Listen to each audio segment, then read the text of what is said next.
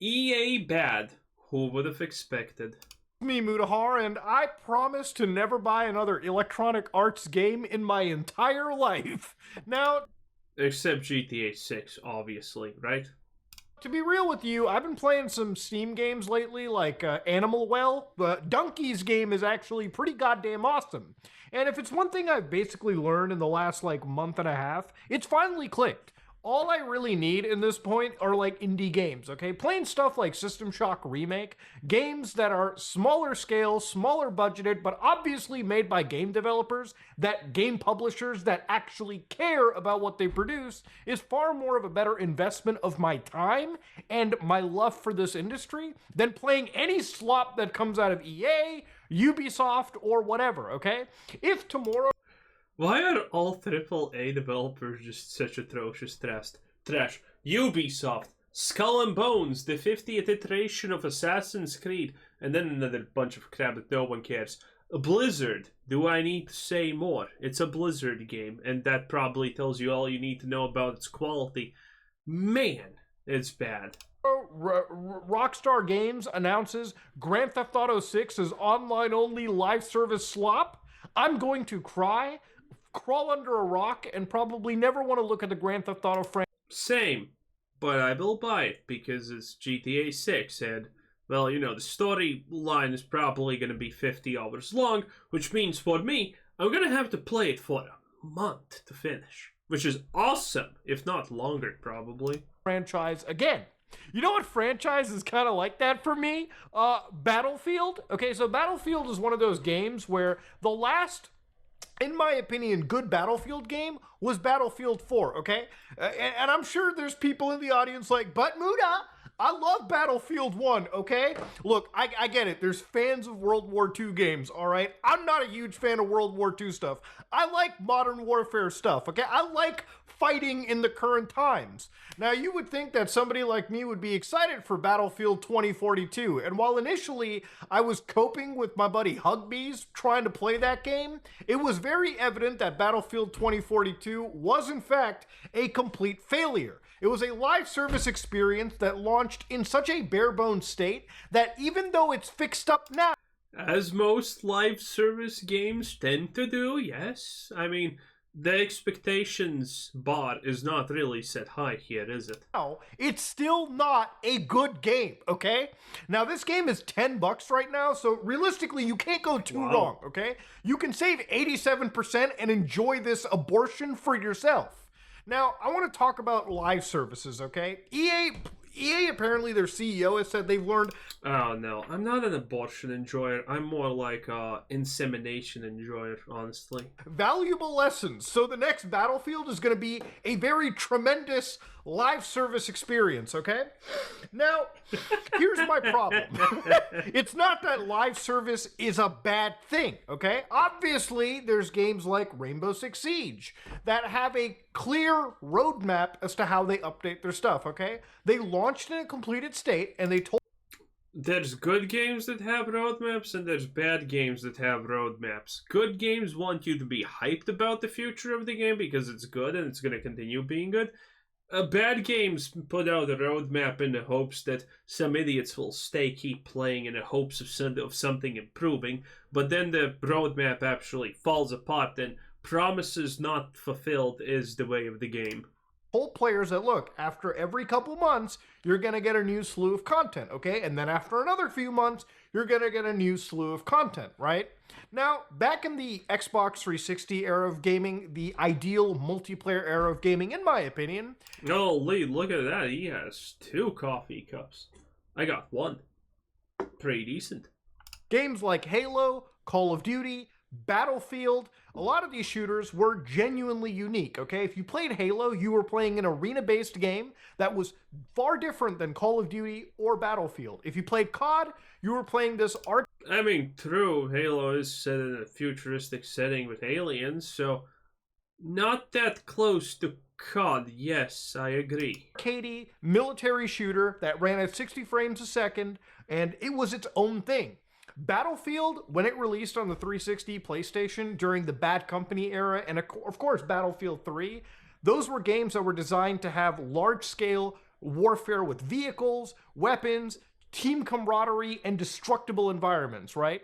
Nowadays, if you play any shooter these days, it almost feels like it's exactly the same fucking game, except it really doesn't feel like there's a whole lot of change between them. You could probably... True. I think that's also a part why Helldivers 2 was actually successful, because it's different. It is different. Nowadays, honestly, what's the difference between playing Halo or Call of Duty? Almost none. Even though aesthetically and whatnot they're completely different things, there's almost no difference. You play them exactly the same way. Play like an hour of Battlefield and then put an hour of Call of Duty, and some people, okay, some casual types might be hard-pressed to find the actual difference between those games. But of course, to go back to the live service trend, back in the 360 days, these games dropped complete. They came with a full campaign, they came with a full multiplayer suite with multiple maps, not like 6 or 7 maps. No, we're talking like 12, 13 at the minimum.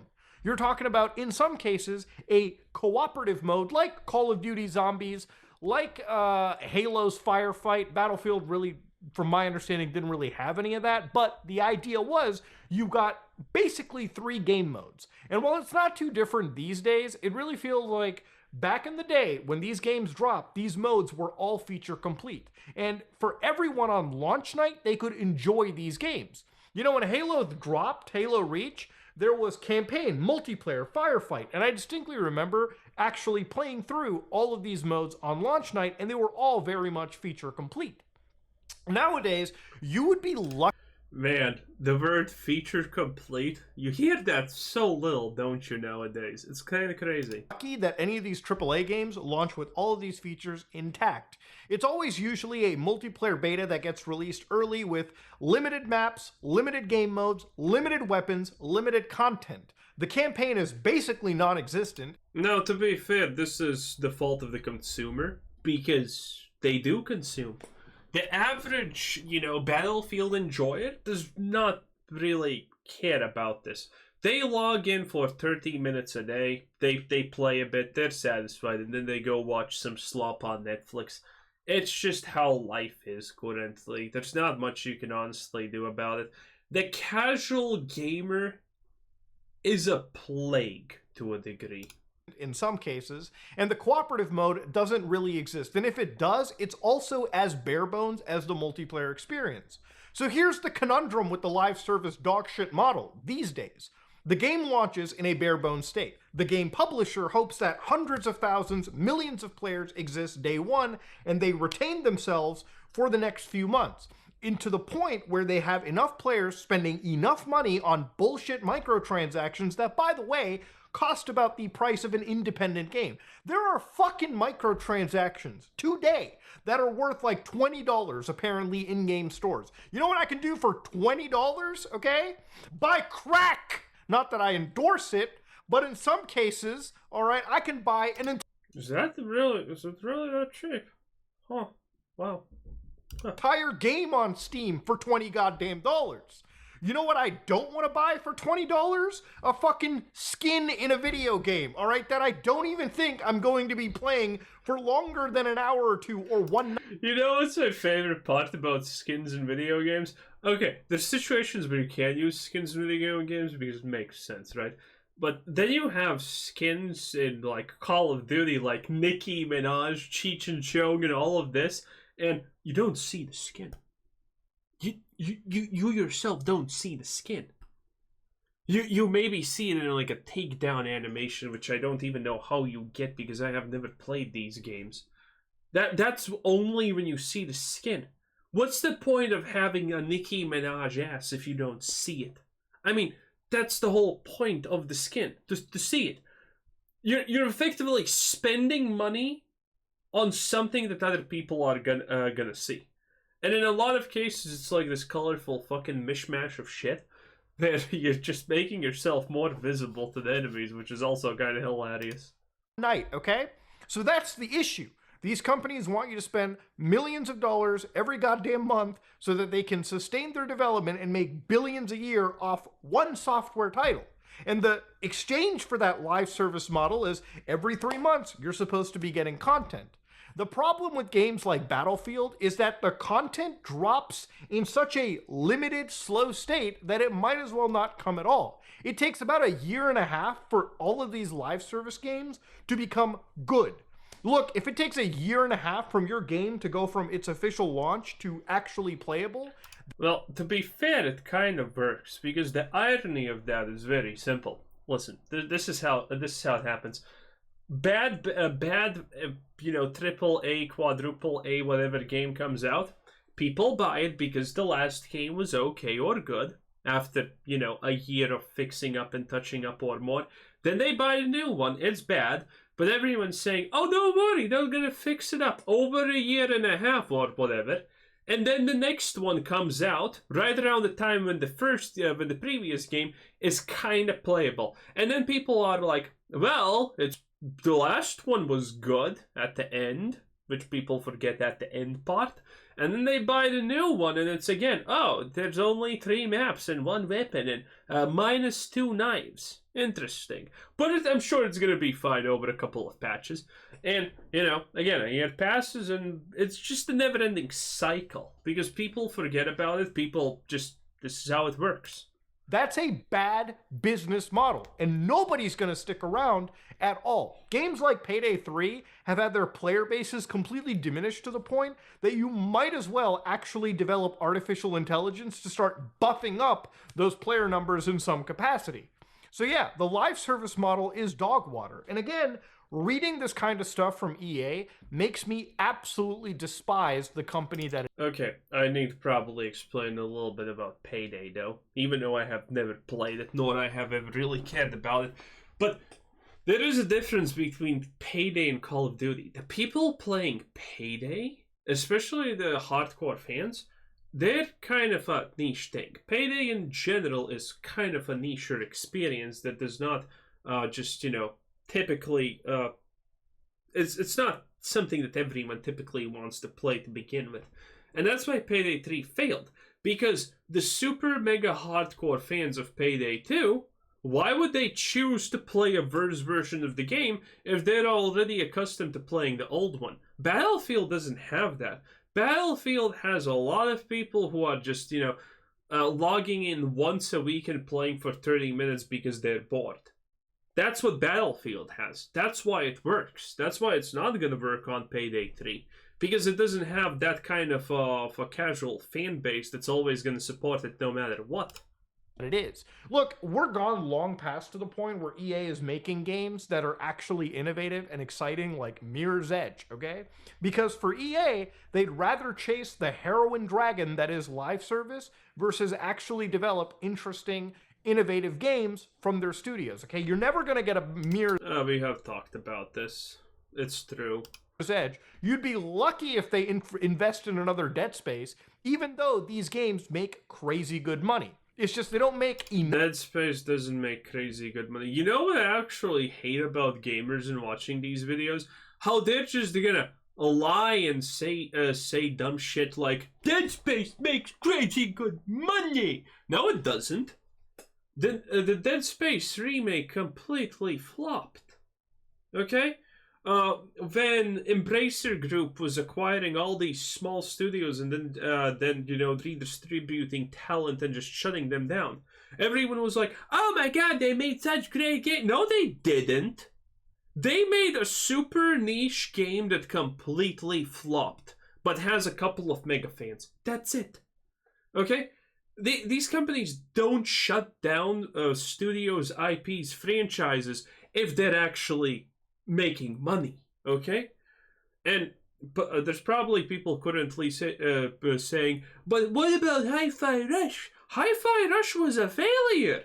Yeah, it sold more than expected, like 700k copies, which is pretty decent, but they didn't... It doesn't matter if it outsold their expectations. 700k copies for Xbox is not really that good, let's be completely real. Especially for a franchise that had no real way of getting further monetized, was a niche title, was supposed to be big in Japan, but it wasn't big in Japan. Or in the Asian market in general. You know? All of these things are objective financial failures and dead ends. These companies, if they do one thing good, it's finance on average. And the finance is very clear without even seeing the numbers. These games that don't get moved on, that don't get recycled, that don't get, next installations, they're financial busts. Enough money to the point where EA executives can say, all right, boys, we got GTA 5 levels of bankroll flying in. Even though that's never going to happen because none of their games touch the quality that Rockstar is providing in its one title. But of course, even beyond all of it, one of the most insulting things that I was reading was apparently the CEO also apparently has a real hunger to start using generative AI as quickly as possible on their games. Now, hey, if Starfield was made by 100% generative AI, I think we would have actually gotten a better game. At this point, anything but that Bethesda produces, it's gonna be shit. Just flat out, right? It's gonna be bad. But if Bethesda says, hey, our lead writer, that idiot? He's gone and now it's completely generative AI. I would be like, huh, this has a better chance of succeeding now. I love this game franchise known as Yakuza. And the funniest thing about the Yakuza franchise is you could probably say that franchise might as well have AI dropped into it. A lot of the people who are out from outside that community will look at a Yakuza game and say, wow, it's the same map like every release. But it's not, all right? It has constant iterations. It has new content, new game modes, new stories. But they found a way to cut costs enough to the point that they can make yearly releases, and they found the magic secret sauce to make all of those games fun. What EA wants to do is actually reduce development costs by like 50-60% by basically using AI to generate textures, assets. If they could type in I agree with this. I think it's great. I think most artists are absolute trash and they don't deserve their respect. Okay? The good artists didn't complain about, our jobs are gonna get taken. No, the good artists stay. All the artists, all the idiots that call themselves artists who have no chance, no future, no good art to their names, those were the ones that were making the big fuss about, AI is replacing us, we're special. No, you're just a self-centered asshole that can't actually draw good. Relax. Prompt and generate multiplayer maps, there would be no fucking map designers and developers at this point working at Ubisoft. Or not Ubisoft, EA. But it also might as well be Ubisoft. You think that a company like Ubisoft won't invest in generative AI to make bullshit points on a map on their open world slop games somehow faster and more quicker? Yes. Yeah, see, when it comes to these Hey, if you have seen a modern day Ubisoft title, it already looks like that's a generative AI slop. So, again, it cannot get worse. That's the funny part. AI will not make a lot of these already shitty AAA titles worse. Hilarious, I know. AAA companies, what EA is saying is something that's not far off from all the other AAA publishers. For all of these guys, they are finding ways to turn our favorite video games, some of our favorite franchises, into generative AI slop filler. Meaning that these games, they're trying to reduce their development costs by like 50-something%. Instead of hiring talented artists, talented individuals who are creating unique quests, gameplay experiences that we will remember for years to come, all they need are people typing in, hey, generate me 35 fetch quests in a EA game, and just drop that code right into the development. I would not be surprised if ChatGPT actually can do it. This was when Starfield was released, and so I remember this one. This one was great. An old story, but I don't get to tell it. When Starfield released, I mean, everyone knows that the quests were shit. Everything about that game was complete trash, right? The funny part about Starfield was I remember someone commenting, well, I played Starfield, then I went to ChatGPT and I wrote in, make me a Starfield quest. And it made a better, more interesting Starfield quest than Starfield ever could, with a hook. Now, admittedly, I don't think it was Starfield, it was like Fallout, but who cares? You can just you can just remake it to fit Starfield and make it that quest in space. But again, it's if an AI literally makes better quest design with an actual twist and turn to what's happening there is crazy. Development. It takes way less time. You save literally months of development on filler content, which again is already designed to be filler anyways. And of course, the game, the entire soul of it, the entire point of playing it gets sucked out entirely. You know, I've always said this. I would much rather play a 20-hour game that is fucking amazing 20 hours of the way through versus a 120-hour game where 100 hours of it feels like an actual slog to get through. But not. I mean, is that a hot take? I think everyone would choose that. If you have to spend... Okay.